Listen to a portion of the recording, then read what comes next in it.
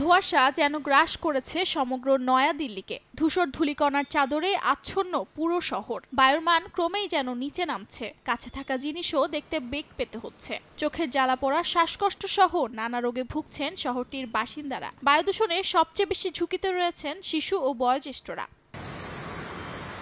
বায়ু দূষণের মাত্রা ঠেকাতে দিল্লির পরিবেশ মন্ত্রী বিভাগীয় প্রধানদের নিয়ে বৈঠকের ডাক দিয়েছেন। সব প্রাথমিক বিদ্যালয় বন্ধ রাখা হয়েছে মুখ্যমন্ত্রী অতীশীর নির্দেশনায়। তবে অব্যাহত আছে অনলাইন কার্যক্রম। পরিবেশের এমন নাজেহাল পরিস্থিতি মোকাবেলায় সরকারের পক্ষ থেকে জারি করা হয়েছে নানা ধরনের সতর্কতামূলক নিয়মনীতি। মাস্ক পরিধান বাধ্যতামূলক করার পাশাপাশি প্রয়োজন ছাড়া বাইরে বের হওয়া থেকে দিল্লিবাসীকে নিরুৎসাহিত করা হচ্ছে।